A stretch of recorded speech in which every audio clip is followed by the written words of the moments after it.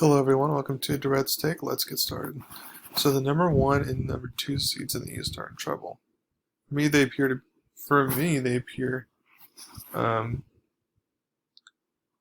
still be in it, in my opinion, because there's believers out there saying down 2-0, it's going to be really hard for them to come back. But in my opinion, there's been teams that come down from 2-0. Just look at the Toronto Raptors from last year. Now, if they were down 3-0, and that's a completely different story because no teams come back from 3-0. So if Raptors or Bucks go down 3-0, then I would be very concerned. And also the fact that the Bucks and Raptors don't have to travel to the opposing team's facilities, I feel like gives them another reason why they're still in it, in my opinion. So again, for the people out there who are panicking right now, there's no need to panic yet. Wait to see if they go down 3-0. If so, then I give you permission to panic.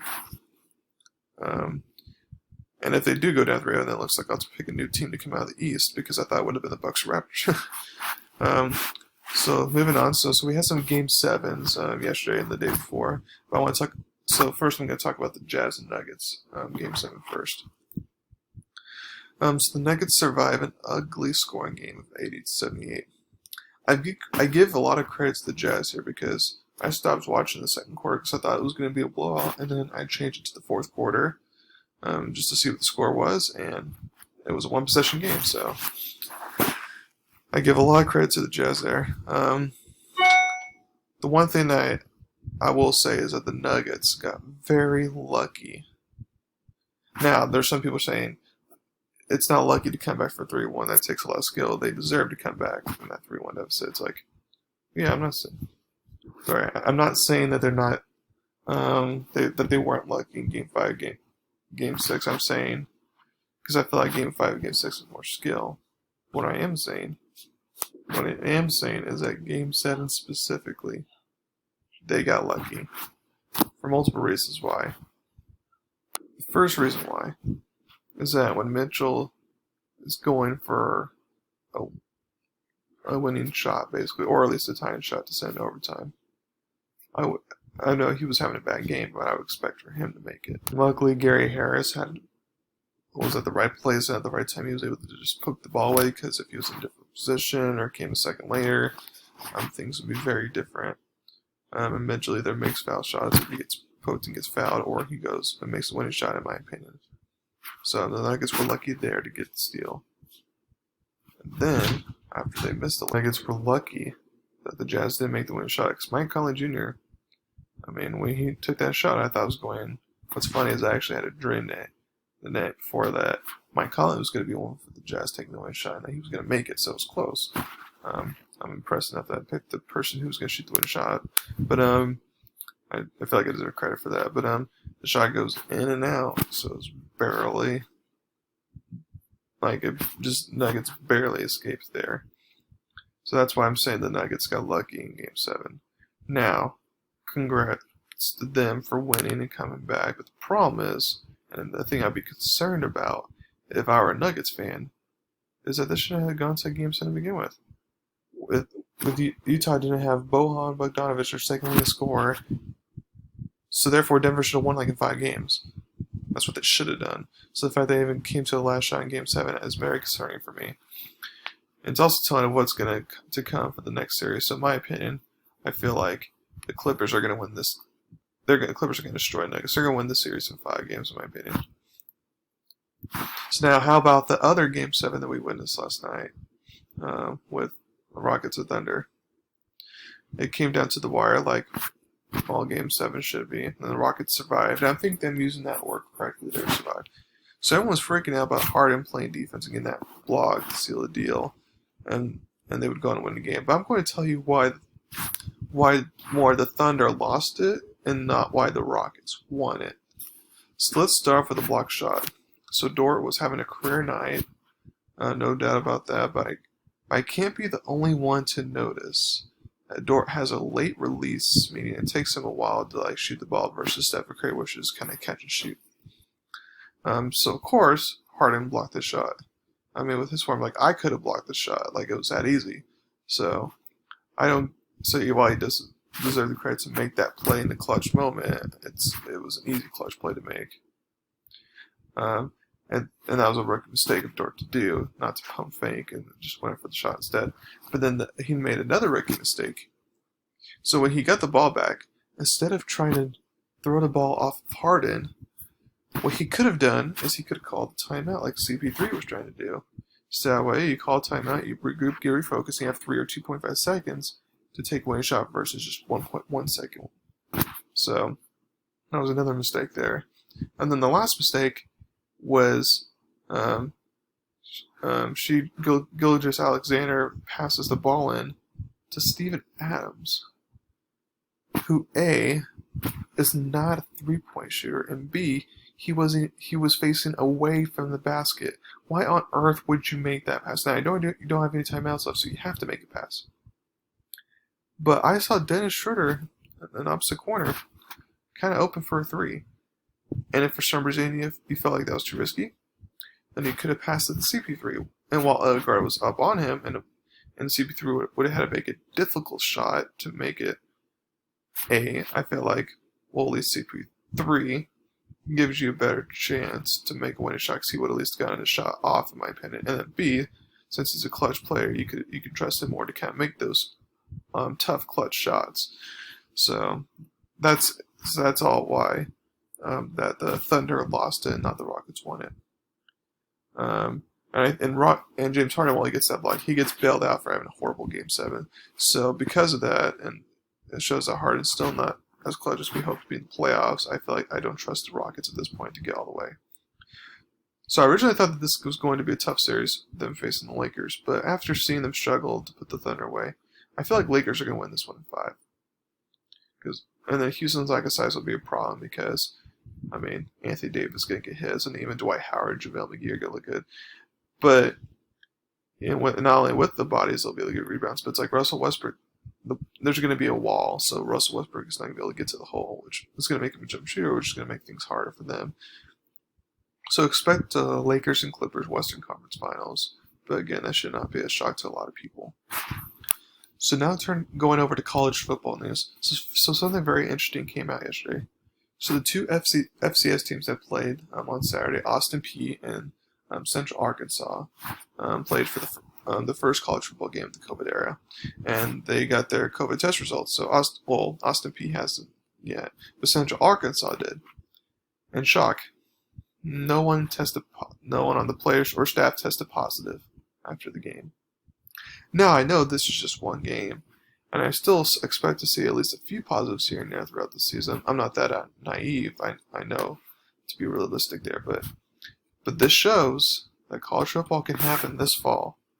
Well, at least for the teams that are committed to playing football. For example, California, and those schools are going to be able to play in the fall because California is not ready for post-COVID stuff quite yet. But it shows that like teams like an Auburn or Tennessee or Georgia, it shows that they can be able to play some football this fall. And this is why you have to try to play the sport before postponing it. You can sometimes be cautious. I'm not saying you can't be cautious all the time, but you have to sometimes take a risk. Now, the Big Ten Commissioner Kevin Warren had a nice long chat with President Trump because Trump wants the Big Ten to play football, as well as the bunch of players and parents. Reports from the Big Ten is saying now that they are looking to see if they can start Thanksgiving weekend. Honestly, I don't think that would work. Or even if it does work, I feel like they wouldn't count towards the fall teams. That would be kind of, in a way, winner. So I feel, and plus, you're not going to get all the other schools like Mountain West, Pac-12 back to start in at least the winter, if not spring. So I feel like that one would kind of work. And then they're like, okay, well, now we might try to start even October. At least that scenario can work for them to kind of compete with the other fall teams. But do you know why they're even considering these things, why they're doing this? It's because they know they pulled the plug too early. The MAC and the Mountain West pulled the plug, which the MAC is not that good of a conference, so financially it just didn't make sense. And they said, while health is obviously a concern, they said financially it was the biggest reason why it didn't make sense. And the Mountain West obviously has a bunch of California teams and Hawaii, stuff like that, so that wasn't going to work out. And then the Pac-12 was rumored to shut down, and for good reason, because of all the West Coast teams. But the Big Ten felt pressured to go ahead and pull the plug, and that's what they did. Now, I'm not saying they didn't get a medical advice saying not to play. They could have gotten medical advice saying not to play. I'm not going to doubt that. But what they should have done is postpone it until the end of September. That's when the SEC is starting. Like, just wait till then, and then if you need to postpone again or cancel fall altogether, then you can address it then. Because now the Big Ten Commissioner, Kevin Warren, looks bad, and it's just all kind of a mess right now to see if they can try to start playing the fall. So this is a lesson to be learned here, to not overreact to things and just take a risk. I'm looking forward to this. I'm looking forward to the season. Can't wait. And speaking of the season, we got the first FBS game tonight. At least we got some college football starting tonight. So something that I will do each week is I will go over my top 5 college football games of the week. It used to be top 10 back last season, but I decided to just narrow it down to top 5, especially since there's not as many teams playing this fall. And with week 1, I mean, the top 5, it was kind of easy to pick. There wasn't really a lot of good games. And some of these games would never be top 5 worthy, but that's what week 1's provided us with. So let's get started. So game we'll start from 5 to 1. So number 5, you got South Alabama versus Southern Miss. So that one's tonight, 8 o'clock Eastern on CBS Sports Network. So South Alabama has been one of the worst FBS teams in the past few years.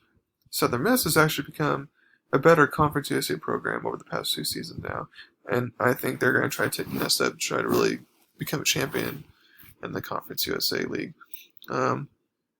But it starts with being teams that you're supposed to be, especially Southern Miss at home. Whether there's fans or no fans, they're supposed to be South Alabama. And if for some reason South Alabama gets a win here, then maybe that can turn their season around. So, but anyways, I'm going to have Southern Miss win this game.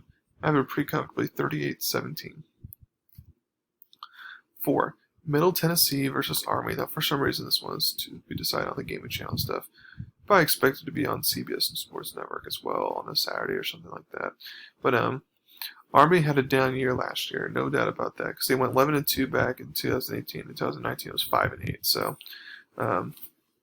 I feel like they're going to improve a little bit. They're going to have at least like an even average mediocre record, if not a little bit better.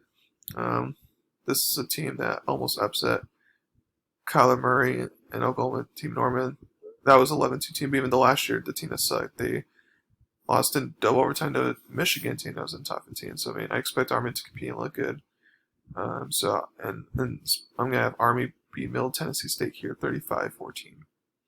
3, you got SMU versus Texas State, 4:30 Eastern on ESPN on this Saturday. Some SMU didn't have a great ending last year, but they went 10-3, which is pretty good, considering they've kind of been mediocre at best the past few years. So, and they almost won their division in the American Conference. They have a big game at TCU the following week, so they really can't afford an upset here on primetime ESPN. So, Texas State sucks. They're South Alabama, one of the worst FBS teams. So, SMU should be able to take advantage here and go for style points here. I have them winning 56-17. 2, Arkansas State versus Memphis, 8 p.m. Eastern Primetime, Saturday night spot on ESPN. So like I said in my previous podcast last week, these are respectable Group of 5 programs, and Memphis is going to try to defend their title as the best Group of 5 team to be at a New Year's 6 bowl game. Now, the Memphis running back I saw is going to opt out for the season, so that will hurt them.